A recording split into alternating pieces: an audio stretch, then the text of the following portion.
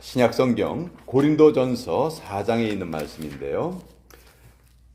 신약성경 268페이지 고린도전서 4장 19절에서 21절까지의 말씀입니다. 고린도전서 4장 19절에서 21절까지의 말씀 268페이지에 기록되어 있습니다. 우리 같이 읽겠습니다. 시작.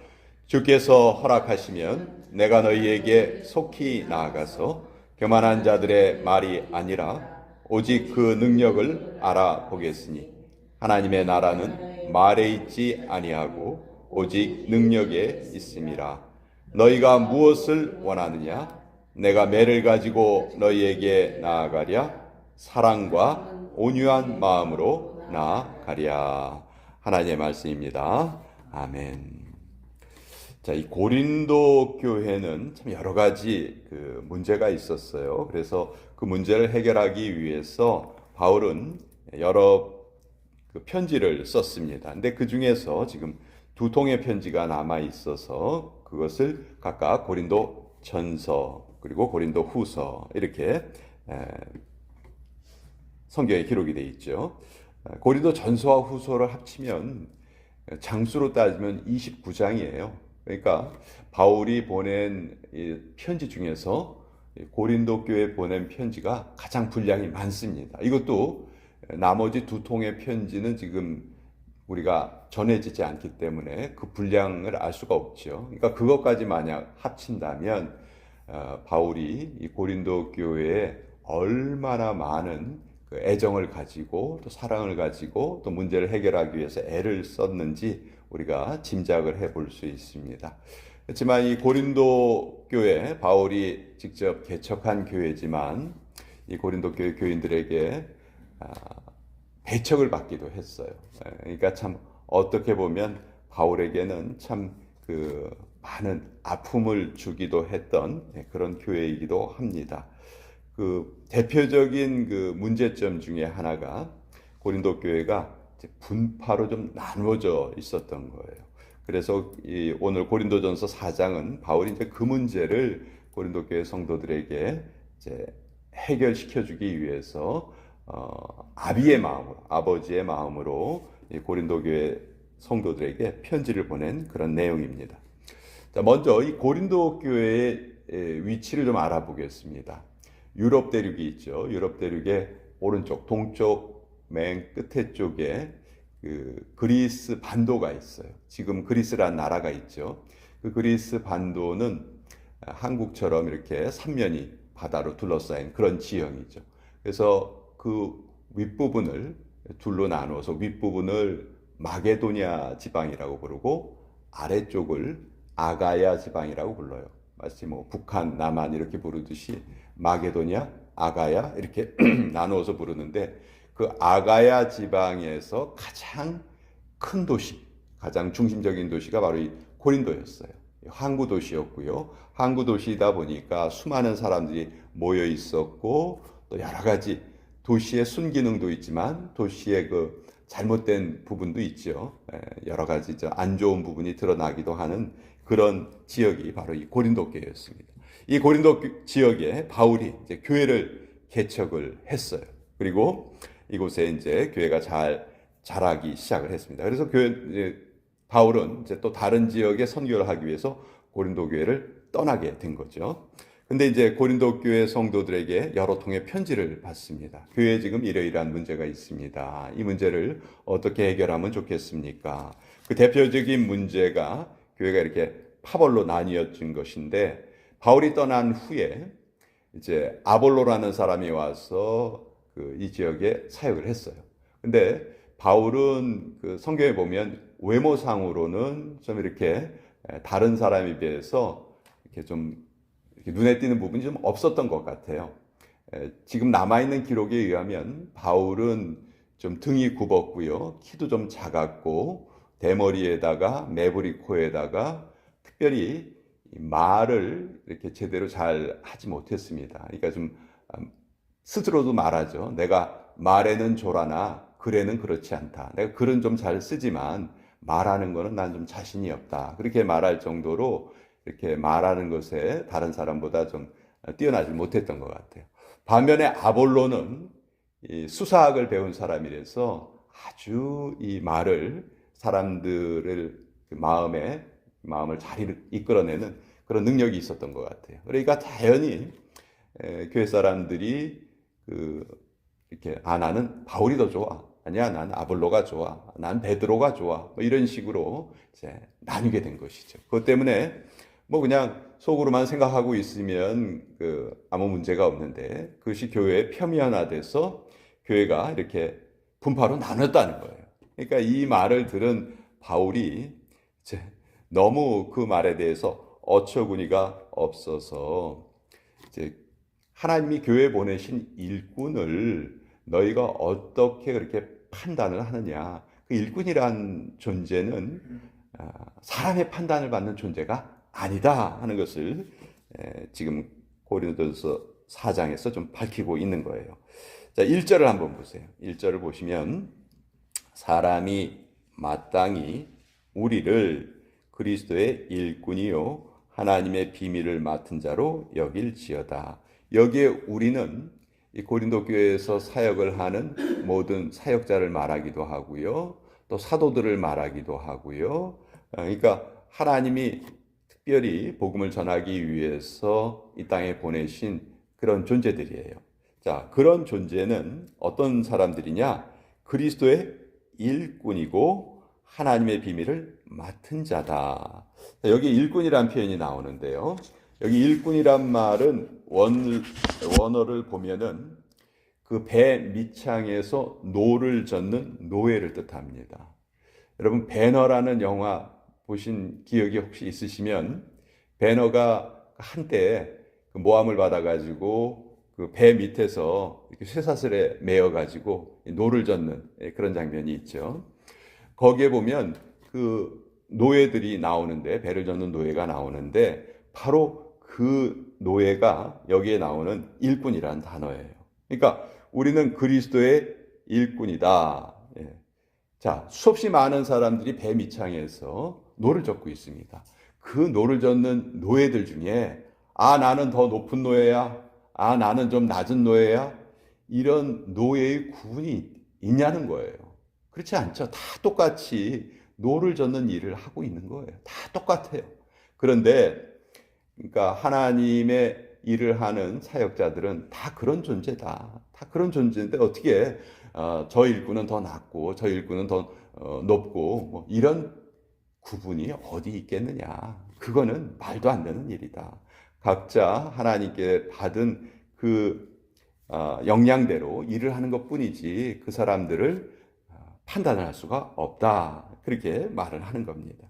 그리고 여기에 보면 맡은 자라는 표현이 나와요. 하나님의 비밀을 맡은 자로 여길지어다. 여기에 맡은 자도 결국 청직이란 말이 더 우리에게 좀 익숙한 말인데 하나님의 일에 청지기다. 그러니까 청지기는 재산을 관리하지만 그 재산이 자기 게 아니죠. 주인의 것을 관리하는 사람에 불과하죠. 그래서 사역자들도 마찬가지다. 하나님의 비밀의 청지기, 즉 하나님의 비밀을 맡은 자에 불과하다. 그 하나님의 비밀을 때에 따라서 하나님의 백성들에게 공급해주는 역할을 하지만 그 모든 양식이 누구의 양식이냐? 아버지의 양식이다. 하나님의 양식이다. 그 사역자들 자신의 양식이 아니고 하나님의 양식을 그저 나누어 주는 자에 불과하다. 그것이 일꾼의 역할이다. 그러니 일꾼은 그 이상도 아니고 그 이하도 아니다. 만약 그 사역자가 자기의 것을 가지고 자기의 양식을 만들어서 그것을 전해주는 거라면 어떤 일꾼은 더 많이 전해줄 수도 있고 어떤 일꾼은 적게 전해줄 수도 있겠지만 일꾼이란 존재가 자기의 양식을 전해주는 그런 존재가 아니다. 청지기는 그런 존재가 아니고 그저 맡은 자에 불과하다. 하나님이 맡기신 분량대로 전해주는 것에 불과하다. 그러니 사역자를 판단하고 사역자에 따라서 나는 바울파야, 나는 베드로파야, 나는 아볼로파야 이렇게 나뉘어 있는 것은 절대로 그것은 옳은 일이 아니다 하는 것을 지금 바울이 힘주어서 말하고 있습니다. 자, 두 번째 영적인 지도자의 그 이미지는 바울이 이제 세 가지 이미지를 쓰는데요. 첫째는 노예의 이미지를 쓰고, 둘째는 사형수의 이미지를 쓰고, 세 번째는 아버지의 이미지를 써요. 자, 이 그리스도의 일꾼들은, 하나님의 일꾼들은 일종의 사형수와 같은 이미지예요. 그러니까 사형수라는 것은 언제 죽을지 모르는 사람들이죠.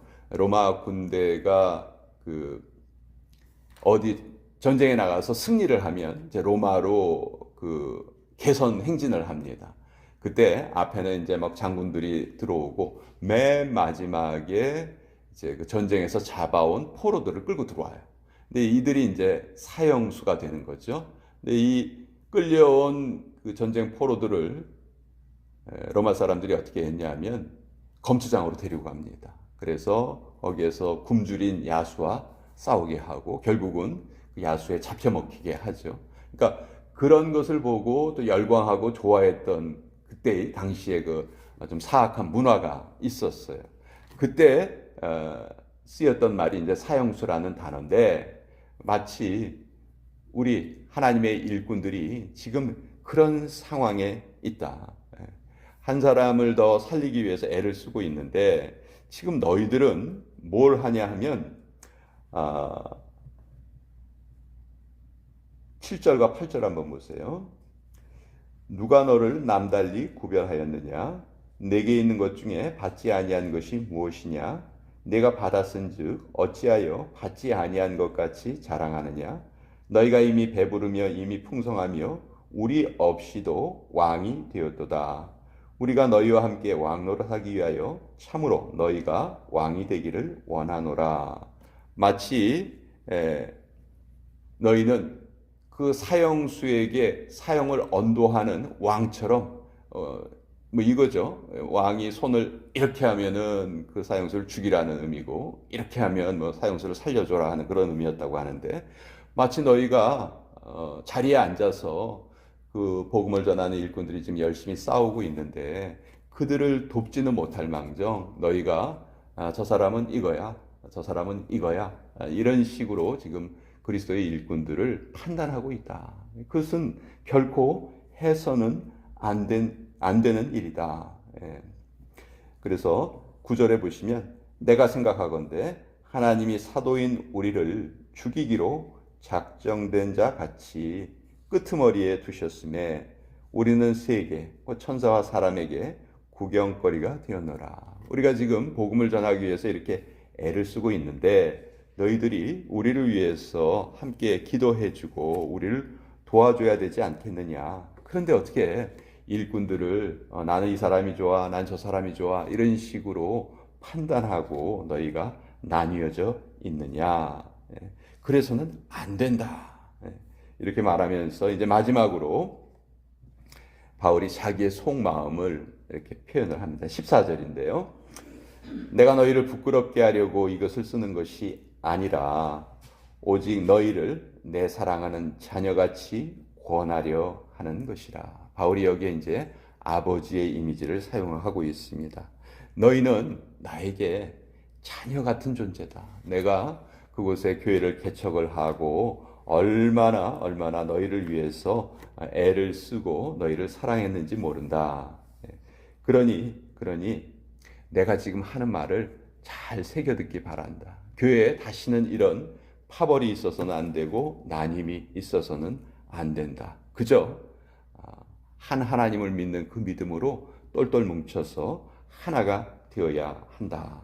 그래서 16절에 그러므로 내가 너희에게 권하노니 너희는 나를 본받는 자가 되라. 바울이 이런 표현을 썼어요.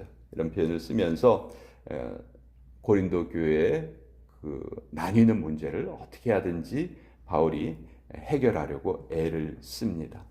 그러면서 오늘 우리가 읽은 부분에 보면 바울이 내가 꼭 다시 한번 너희에게 가보고 싶다.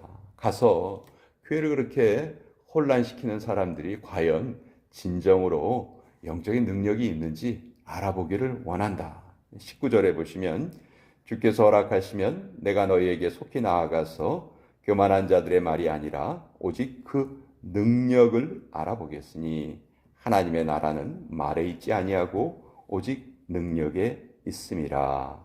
너희가 무엇을 원하느냐? 내가 매를 가지고 너희에게 나아가랴. 사랑과 온유한 마음으로 나아가랴. 이렇게 기록을 하고 있어요. 바울은 이 고린도 교회 성도들을 나의 사랑하는 자녀다 이렇게 부릅니다. 실제로 그 고린도 교회에서 목회할 때 아비의 심정으로 바울이 목회했다는 것을 우리가 잘 알 수가 있죠. 그렇지만 이 바울의 이런 애씀과 노력이 계속해서 어려움을 고린도 교회는 겪어요. 그래서 나중에 결국 이 디도가 가서 이 모든 문제를 해결을 하게 되는데 이 초대교회의 이런 문제를 보면서 또 오늘날에도 비슷한 문제가 교회마다 또 생길 수가 있죠. 또 실제로 그런 일들이 일어나기도 합니다. 그러나 그때 우리가 꼭 기억해야 될 것은 우리 각자의 역할이 있다는 것이죠. 사역자는 사역자의 역할이 있고 또 우리 교회에서 섬기는 중직자들은 또 중직자들의 역할이 있다는 것이죠. 어느 것이 높고 어느 것이 낮은 것이 없습니다. 그냥 다 자기에게 주어진 일을 열심히 하는 것뿐이죠. 그래서 그것이 아름답게 조화를 이루어서 하나님의 나라를 세워가는 것이다. 바울은 이런 부분에 있어서 참 어려움을 많이 겪었지만 또 이런 귀한 서신서를 남겨주어서 또 비슷한 어려움을 겪는 교회에 또 지혜를 주셨습니다. 바라건대 또 모든 교회마다 특히 우리 샘물교회도 마찬가지죠. 이런 나뉘어지는 일이 없이 정말 하나가 되어서 하나님의 일을 위해서 열심으로 전진하는 그런 교회가 되었으면 좋겠습니다. 사역자도 열심으로 주의하고 애를 써야 하고 또 우리 성도님들도 같이 이 부분에 한 마음이 되어야 이 아름다운 일이 이루어질 것이다. 성경은 그렇게 알려주고 계십니다.